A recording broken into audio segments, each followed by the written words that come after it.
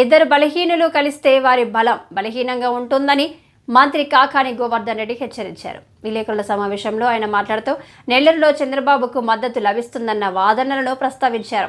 కేవలం అభ్యర్థులను నిలబెట్టడం నిజమైన ప్రజా ఆమోదంతో సమానమా అని రెడ్డి ప్రశ్నించారు. మా బిడ్డ ఆమోదం లేదు సరిగ్గానని చెప్పి మాట్లాడేటువంటి పరిస్థితులు వచ్చాయి. కాబట్టి ఈ గోబల్స్ ప్రచారంలో సిద్ధహస్తులు మాట్లాడడానికి ఏదో ఒకటి జరిగినటువంటి నెపాన్ని ఆత్మస్తుతి పరణితో బ్రతికేటువంటి వ్యక్తుల గురించి మాట్లాడాల్సినటువంటి అవసరం లేదు.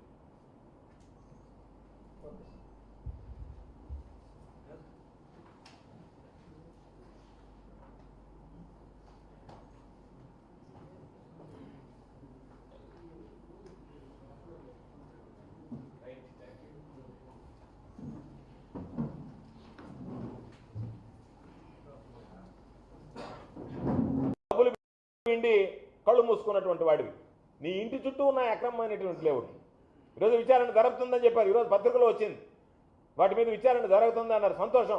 ఆ విచారణలో వాస్తవాలు నిగ్గుదాల్చకుండా తొక్కిపెట్టే పని ప్రయత్నం చేయకండి. ఎవరి పాత్ర ఉంది, ఎవరుండారు దీని వెనక? నీ ఊర్లో నీకు లేఅవుట్లు వేస్తే అవి కనపడలేదా?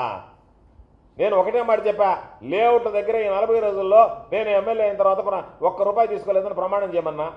నేను చెప్తున్నా, లేఅవుట్ వాళ్ళు నువ్వు అడిగినంత దిగిపోతే వాళ్ళ రోడ్లు తవ్విస్తుంది. ఏం హక్కు ఉంది నీకు?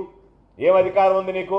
ప్రైవేట్ లేఅవుట్ వాళ్ళు పెట్టి నుడా కింద పర్మిషన్ తీసుకుని ఇస్తే నాకు మీరు మామూలు లేదు కాబట్టి మీకు పోయేటువంటి దారులు తోసేస్తా. లేదనుకుంటే వాళ్ళని పిలిచేది ఎవరినో ఒకరిని, రెవెన్యూ వాళ్ళని, దాంట్లో గవర్నమెంట్ ల్యాండ్ కలిసిందని చెప్పి మీరు మాట్లాడండి, నా దగ్గరికి వస్తారు, నేను డబ్బులు వసూలు చేస్తా. ఇప్పుడున్న ఈ జిల్లాలో ఎక్కడన్నా జరుగుతుందా? సర్వేపల్లిలోనే జరుగుతుంది. రాష్ట్రంలో ఎక్కడన్నా జరుగుతుందా? సర్వేపల్లిలోనే జరుగుతుంది. సోమిరెడ్డి కొడుకు ఇద్దరు బరి తెగించారు కదా ప్రతి విషయంలో దోచుకోవడానికి. ఇది వాస్తవమా కాదా? లేఅవుట్ల విషయంలో నువ్వు డబ్బులు వసూలు చేసావా లేదా? ఎవడన్నా లేఅవుట్ల దగ్గర చాలామంది ఎమ్మెల్యేలు పనిచేశారు సర్వేపల్లిలో. లేఅవుట్ల వాళ్ళ దగ్గర డబ్బులు వసూలు చేసినటువంటి నేపథ్యం ఎప్పుడన్నా సర్వేపల్లి నియోజకవర్గంలో ఉందా? జరిగిందా? ఇప్పుడు జరుగుతుందా? అదేవిధంగా పాపం ఉన్నప్పుడు చెప్పాడు, నేనున్నప్పుడు సూరాయపాళెం అనేటువంటి విలేజ్లో సంగం బ్యారేజీ దగ్గర ఆనుకుని ఉండేటువంటి విలేజ్లో అక్కడ పాపం రైతులు ఇబ్బంది పడతారు, భూగర్భ జలాలు అడుగంటిపోతాయి కాబట్టి అక్కడ శాండ్ ఎత్తడానికి లేదు అని చెప్పి ఎవరు ఎన్ని చెప్పినా ఎత్తనే లేదు. అక్కడ నేను వ్యాపారం చేయనిలేదు. అటువంటిది ఈరోజు ఇరిగేషన్ వాళ్ళని పంపించి మీరు ఏమి చేస్తారో నాకు తెలియదు, డ్రెడ్జింగ్ చేయాలంట, అక్కడ లోతు పెంచాలంట. అక్కడ ఎంత లోతుంది, ఎంత ఇసుక ఉందంటే ఇసుక కొట్టేయడానికి రకరకాలైనటువంటి కారణాలు పెట్టి ఆ కారణాల ద్వారా ఎక్కడ ఇసుక కొట్టేసి అవన్నీ మొత్తం పొలాలని ఎడారులుగా మార్చేద్దామని దాదాపుగా ₹100 కోట్ల స్కెచ్ వేసి సూరాయపాళెం దగ్గర ఇసుక ఎత్తడానికి ఈరోజు నువ్వు ప్లాన్ చేసావా లేదా అనేటువంటి మాట ఈరోజు నీ హయాంలో, నా హయాంలో అక్కడ జరిగిందా? ఎవడన్నా నా హయాంలో ఒక్క ఇసుక రేణువు సూరాయపాళెం దగ్గర నుంచి ఎత్తాడా? ఈరోజు నువ్వు ఎత్తడానికి ప్రయత్నం చేస్తున్నావా లేదా? నేనున్నప్పుడు ర్యాంపులు పెట్టలేదే, నేనున్నప్పుడు రీచ్లు పెట్టలేదే. కారణం ఏంది? రైతుల గురించి ఆలోచన చేసాం, రైతుల సంక్షేమాన్ని గురించి ఆలోచన చేసాం. ఇలాగ క్యాష్ గురించి, చిల్లర గురించి ఆలోచన చేయాలి, చిల్లర చేష్టలు చేయలే. ఈరోజు ఎవరో చెప్పారు, కందలపాడు గ్రామంలో వేరే వాళ్ళకి గ్రావెల్ క్వారీ ఇస్తే ఆ రోజు వైఎస్ఆర్ కాంగ్రెస్ పార్టీ ప్రభుత్వంలోనే నేను వైఎస్ఆర్ కాంగ్రెస్ పార్టీ శాసనసభ్యుడిగా ఉంటే ఆ పార్టీ ఈ పార్టీని కాకుండా గ్రామస్తులందరూ నా దగ్గరికి వస్తే ఒకే విషయం చెప్పాను, అది గ్రామస్తులు వద్దంటున్నారు, దాన్ని ఎత్తడానికి లేదని చెప్పాను. నష్టపోతామన్నారు, నష్టపోయి అసెంబ్లీలో పెట్టిన శ్వేతపత్రాన్ని వక్రీకరించిన సాక్షి, దాని అనుబంధ మీడియాలు సభా హక్కుల ఉల్లంఘనకు పాల్పడ్డాయని తెలుగుదేశం పార్టీ పోలిట్ బ్యూరో సభ్యుడు యనమల రామకృష్ణుడు తెలిపారు. జగన్మోహన్ రెడ్డితో పాటు సాక్షి, దాని అనుబంధ మీడియా సభా హక్కుల కమిటీ నుంచి నోటీసు ఎదుర్కోక తప్పదన్నారు. 9 lakh crores ప్లస్ శ్వేతపత్రంలో పెట్టారు. ఇది కాకుండా అడిషనల్గా కూడా ఉండటానికి అవకాశం ఉందని. ఎందుచేతంటే దగ్గర 14 లక్షల కోట్ల అప్పు పైకి తేలుతుంది. ఎంచేతంటే ఇప్పటికీ వీళ్ళు ఎన్ని చెప్పినా కూడా, బొగ్గన గారు ఎన్ని చెప్పినా, జగన్మోహన్ రెడ్డి ఎన్ని చెప్పినప్పుడు కూడా ఎవరు కూడా దాయలేరు. ఎందుచేతంటే వీళ్ళు దాయటానికి అవకాశం కూడా లేదు. ఈనాడు శ్వేతపత్రంలో కొన్ని మాత్రమే చెప్పారు. పూర్తిగా చెప్పాలంటే ఇంకా కొన్ని రిపోర్ట్స్ కాగ్ వాళ్ళు అందించలేదు.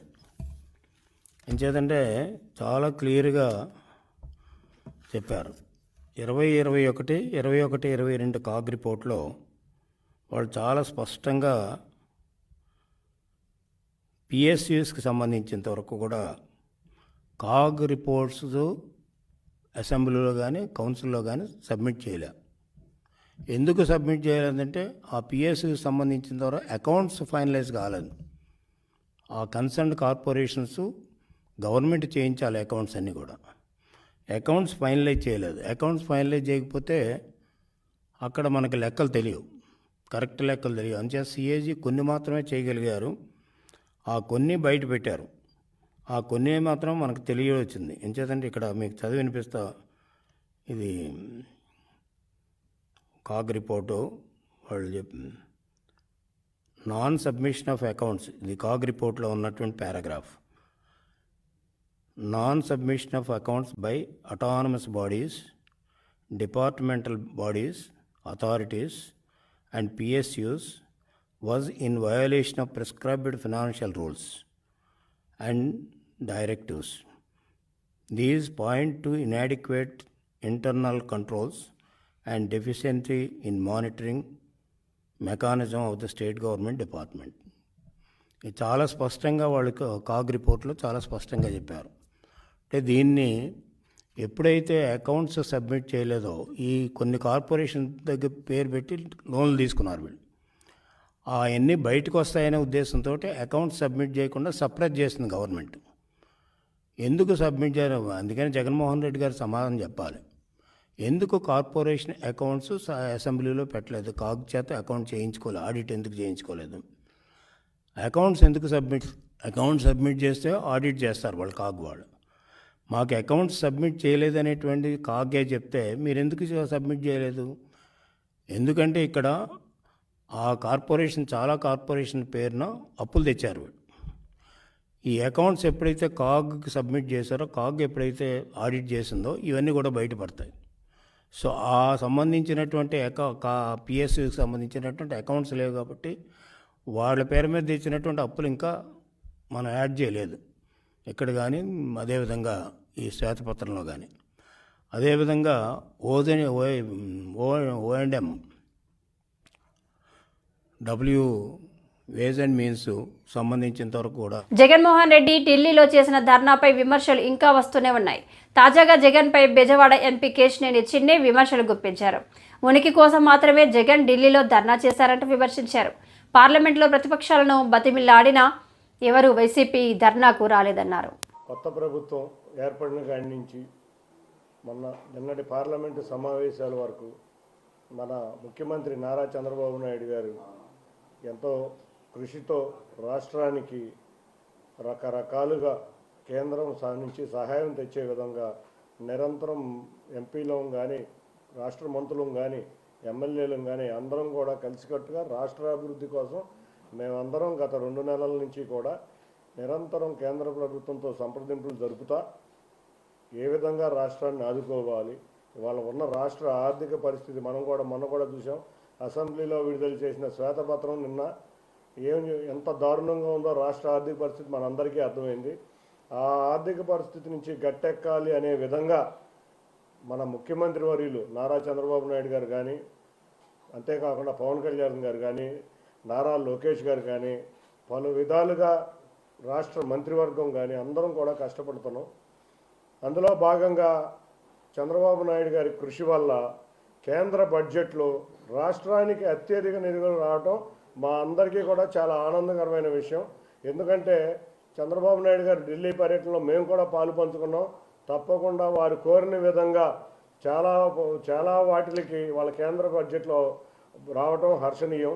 ముఖ్యంగా అమరావతి, మన కళల రాజధాని అమరావతి కోసం 15,000 కోట్లు ఇవ్వటం, పోలవరాన్ని మొత్తం కేంద్రమే పూర్తి చేస్తామని అంటాం, పారిశ్రామికంగా అభివృద్ధి చెందడానికి వైజాగ్ నుంచి చెన్నై కారిడార్, అంతేకాకుండా హైదరాబాద్ నుంచి బెంగళూరు కారిడార్, పారిశ్రామిక ప్రాంతాలని మనం అభివృద్ధి చేసే విధంగా చేయటం, వీటన్నిటికీ తోడు కరువు ప్రాంతమైన రాయలసీమ, వెనకబడిన ప్రాంతమైన ఉత్తరాంధ్రతో పాటు చంద్రబాబు నాయుడు గారు కోరిన విధంగా ప్రకాశం జిల్లాను కూడా జిల్లాలలో స్పెషల్ ప్యాకేజీ ఇవ్వటం, ఇటువంటి అన్ని కార్యక్రమాలు ఇవాళ మనం బడ్జెట్లో చూసాం. అంతేకాకుండా మరునాడు మేమందరం ఎంపీలు నేను కూడా అడిగిన ప్రశ్నకి రైల్వే మంత్రి గారు స్పందించి అమరావతికి స్పెషల్ రైల్వే లైను, అంతేకాకుండా 9,100 కోట్లు రైల్వే బడ్జెట్ నిమిత్తం శాంక్షన్ చేయడం జరిగింది. ముఖ్యంగా నేను విజయవాడ రైల్వే స్టేషన్ అభివృద్ధిగా చెప్పినప్పుడు వారు 50 సంవత్సరాలకు సరిపడా విధంగా రైల్వే స్టేషన్ అవసరాలు ఉండే విధంగా అన్నిటికన్నా బిజియెస్ట్ జంక్షన్ అయిన విజయవాడ రైల్వే జంక్షన్కి అన్ని విధాలా తోడ్పడతామని చెప్పడం అందరికీ కూడా చాలా ఆనందకరమైన విషయం. ఎందుకంటే రాష్ట్ర రాజధాని పదవిలో ఉన్న విజయవాడ రైల్వే స్టేషన్ అవనివ్వండి, అంతేకాకుండా అమరావతి రైల్వే స్టేషన్ అవనివ్వండి, ఇవన్నీ అభివృద్ధి చెందడం రాష్ట్రానికి ఎంతో అవసరం. వీటికి తోడు విమానాశ్రయ మంత్రి మన రామ్మోహన్ నాయుడు గారు త్వరగా విజయవాడ ఎయిర్పోర్ట్ టెర్మినల్ని అభివృద్ధి చేయడంలో కూడా 1 సంవత్సరం లోపే ఈ టెర్మినల్ ఓపెన్ చేసే విధంగా, అందులోపల ప్రతినిత్యం విజయవాడకి విమానాశ్రయం నుంచి కనెక్టివిటీ అన్ని నగరాలకు ఉండే విధంగా విమానయాన సంస్థలను కూడా కోరటం జరిగింది. అన్ని రాష్ట్రానికి ఇవాళ మన ప్రభుత్వం వచ్చిన కాడి నుంచి ఎన్డీఏ ప్రభుత్వం రాష్ట్రంలో కేంద్రంలో వచ్చినప్పుడు డబుల్ ఇంజిన్ సర్కార్ లాగా రాష్ట్ర అభివృద్ధికి ఇవాళ ఉన్న ఆర్థిక పరిస్థితి నుంచి బయటపడటానికి మేము అందరం కృషి చేస్తున్నాం. తప్పకుండా ఈ కృషిలో మీ అందరిది కృషి కూడా ఉంది. ఎప్పటికప్పుడు ఎక్కడెక్కడ సమస్యలు ఉన్నాయో వాటిని మీరు మా దృష్టికి తీసుకురావడం, వాటిని కూడా మేము పరిష్కరించే విధంగా చేస్తున్నాం. జగన్మోహన్ రెడ్డికి ప్రతిపక్ష హోదా రావాలంటే ఇంకో 5 ఏళ్లైనా సమయం పడుతుందని మంత్రి పయ్యావుల కేశవ్ విమర్శించారు. ప్రజలు జగన్కు ఓట్లేసి 11 సీట్లైనా ఇచ్చింది. అసెంబ్లీకి వచ్చి ప్రజా సమస్యలపై చర్చించమని, కానీ సింగిల్ కెమెరాతో ప్రెస్ మీట్లు పెట్టడానికి కాదని తేల్చి చెప్పారు. నిలదీయాల్సింది, పోరాడాల్సింది శాసన మండలిలో మీకే కదా మెజారిటీ ఉండేది. 30 మంది శాసన మండలి సభ్యులు ఉన్నారు కదా, రావాల్సింది. నేనే ప్రజెంట్ చేశాను.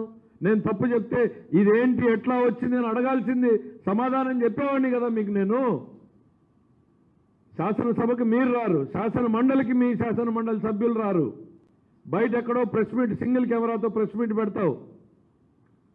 ప్రజలు నిన్ను నమ్మారు, ఇప్పుడు చెప్పేది కూడా నమ్మాలి. గవర్నర్ ప్రసంగం అబద్ధం, మేము శాసనసభలో పెట్టేవి నిజం కాదని చెప్తావు. మిమ్మల్ని చూస్తే జాలేస్తుంది జగన్మోహన్ రెడ్డి గారు. ఏంటో ఆయన చెప్తున్నాడు, ఆ రోజున చంద్రబాబు హయాం ముగిసే నాటికి 2.71 లక్షల కోట్లు ప్రభుత్వ అప్పు, ప్రభుత్వ గ్యారంటీల అప్పు 1,06 కోట్లు, అంటే 375-76. మేమేం చెప్పాము? 3,75,000 కోట్లనే కదా చెప్పింది మేము. ఆ ఫిగర్ కరెక్ట్ అయినప్పుడు ఈ ఫిగర్ కరెక్ట్ కాదా జగన్మోహన్ రెడ్డి గారు?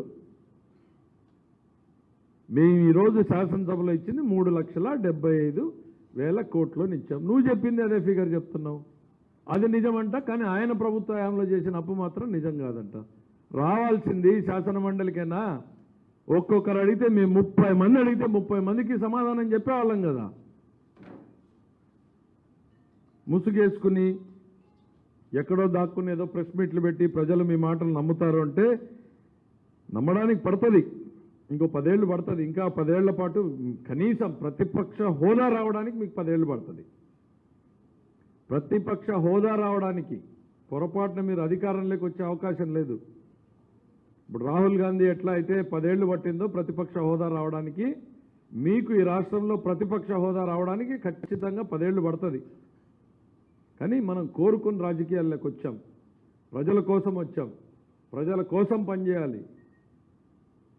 ఎవరు అభిమానించినా ఎవరు అవమానించినా రాజకీయ నాయకుడు అనేవాడు ప్రజల కోసం పని చేస్తూనే ఉండాలి. అట్లయితేనే రావాలి.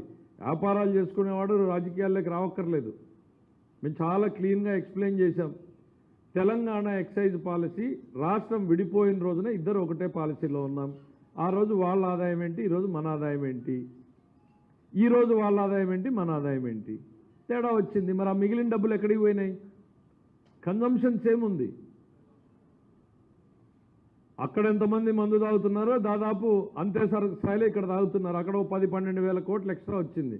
మరి తెలంగాణ కన్నా రేట్లు ఎక్కువ ఉన్న ఆంధ్ర రాష్ట్రంలో ఆ 10-12 వేల కోట్లు ఎక్కడికి పోయినాయి? ఇవన్నీ ప్రజలు తెలుసుకోవాలని ఉత్సాహంగా ఎదురు చూస్తున్నారు.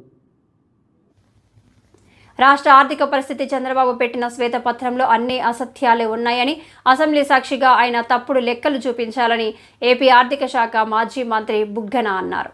శనివారం ఉదయం నగరంలోని ప్రెస్ క్లబ్లో మాట్లాడుతూ ఇంత మెజారిటీలు ఎత్తులు వచ్చినాయని చెప్పి ప్రజలు ప్రశ్న ఒకవైపు. ఈ మధ్య కాలంలో సీనియర్ ఐఏఎస్ ఆఫీసర్స్ కూడా ఎంతోమంది ప్రశ్న వేస్తున్నారు అసలు ఎన్నికల విధానంలో. సరే, ఏది ఏమైనా కూడా సూపర్ 6 ఇప్పుడు మొదలు కాకముందే మొట్టమొదటి ఓవర్లోనే సూపర్ 6 డక్అవుట్ అయినట్లుంది. సూపర్ 6 కాస్త డక్అవుట్. అసలు ఎప్పుడు కూడా ప్రజా జీవితంలో ముఖ్యంగా, మామూలు జీవితంలో అయితే ప్రజా జీవితంలో ముఖ్యంగా మనం ప్రజలకు ఆన్సర్ చేయాల్సిన బాధ్యత ఉంటుంది. అబ్రహాం లింకన్ మాజీ అమెరికా దేశ అధిపతి, one of the greatest politicians this world has seen. ఆయన ఏమన్నారు, ఒక వ్యక్తిని జీవితాంతము అబద్ధాలు చెప్పొచ్చు, అందరికీ ఒక్కసారి అబద్ధం చెప్పొచ్చు, కానీ అందరికీ జీవితాంతం అబద్ధం చెప్పాలంటే కుదరదు, ఏమాత్రం కుదరదు. స్ట్రైట్ అవే 30వ పేజీకి పోతే ఏమంటున్నారు మీరు 30వ పేజీలో? ఇంచుమించు అంటే 1,000 కోట్లు ఇటువటలో మాట్లాడాలంటే 2,50,000 కోట్లు, 1,000 కోట్లు ఇటువట అనుకోండి, 2,50,000 కోట్లు మీకు అవసరం ఉంది పరిపాలనకు. ఏం పరిపాలన అదేది? సహజమైన మామూలు పరిపాలన అంటే మీ స్కీములు ఇంకోటి ఏమి లేకుండా ఓన్లీ జీతాలు, పెన్షన్లు, అప్పు కట్టడము, వెల్ఫేర్ పెన్షన్సు, విద్యుత్తుకు సంబంధించిన సబ్సిడీ, పీడిఎస్ మన రైస్కు సంబంధించిన subsidy, minimum Aarogyasri, diet, MDM, anganwadi, centrally assisted state plan, programmes and అడ్మినిస్ట్రేషన్కు మాత్రమే. అయితే 2,40,000 కోట్లు మీకు ఆదాయం ఉంది. 10,000 కోట్లు అసలు ఈ మామూలు కేవలం జీతాలు, భత్యాలు, అప్పు అండ్ మన వెల్ఫేర్ పెన్షన్స్కు సంబంధించిన పరిపాలనకే 10,000 కోట్ల అప్పు ఉంది, తక్కువ అవుతుంది. కాబట్టి ఏం చేయాలి? అయ్యా, నువ్వు చాలా మేధావివని కదా నిన్ను ఎన్నుకునేది, నీకు అపారమైన అనుభవం ఉందని కదా నిన్ను ఎన్నుకునేది. ఈరోజు నువ్వు ఏం చేయాలి అని చెప్పి మీరే ప్రజలకు ప్రశ్న ఇస్తే, ప్రజలతో పాటు పార్ట్నర్షిప్తో మనము ఆలోచన చేద్దాం. ఇంకేందండి పార్ట్నర్షిప్? ప్రజలు చేసే పని అంతర్జాతీయ మడ అడవుల దినోత్సవం సందర్భంగా అరణ్య భవన్లో అటవీ శాఖ అధికారులతో భేటీలో కీలక వ్యాఖ్యలు చేసిన ఉప ముఖ్యమంత్రి, అటవీ పర్యావరణ శాఖ మంత్రి Pawan Kalyan. And people are willing to walk that extra mile to protect environment. And I could see a lot of commitment in the next generation, and we will definitely will make it a part of it. I had a meeting with Australian High Commission. So quite interestingly, the topic came about mangroves. The Australian High Commission was sharing certain information about how they use drones to do this kind of work. And I'll also extend the invitation to you, to Honorable Chief Conservator of Forest, Sri Chiranjeevi Garu. They have invited me to come to Australia. Then I said I would like to make a part of my tour to visit their mangrove restoration areas. And if you could suggest 1 or 2 names, then definitely we can go and see. We can adopt those techniques and see what kind of betterment we can do it here. తీర ప్రాంత ecosystem ఆరోగ్యాన్ని కాపాడుకోవడానికి ఈ mangroves తాలూకు ఇంపార్టెన్స్ని తెలియజేయాల్సిన అవసరం చాలా ఉందండి. So తీర ప్రాంత ఎకోసిస్టమ్ ఆరోగ్యాన్ని కాపాడుకోవడానికి, జీవ వైవిధ్యాన్ని కాపాడటం, ప్రకృతి వైపరీత్యాల నుండి మానవ సమాజాన్ని రక్షించడానికి మరియు వాతావరణ మార్పులు ఉపశమనానికి తోడ్పడేందుకు మడడువులు ఎంతో అవసరం.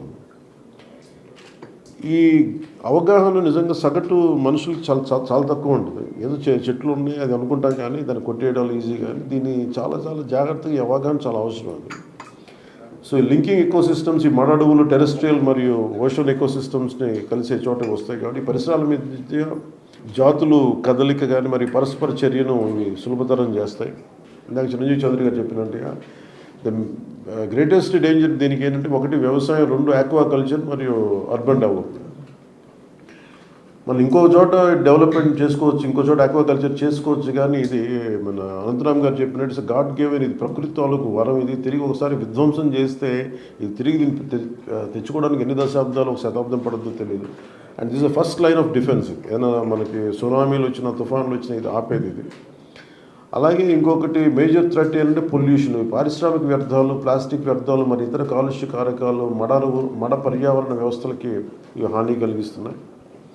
అలాగే క్లైమేట్ చేంజ్, సముద్ర మట్టాలు పెరిగిపోవడం, విపరీతమైన వాతావరణ సంఘటనలు, తరచుదనం మరియు ఉష్ణోగ్రత మార్పులు మడడవుల ఆరోగ్యానికి ముప్పు కలిగిస్తున్నాయి. అలాగే ఇందాక మన అజయ్ కుమార్ నాయక్ గారు చెప్పినట్టుగా ఈ ఓవర్ ఎక్స్ప్లాయిటేషన్, కలప కోసం, చేపల కోసం వీటిని అధికంగా సేకరించడం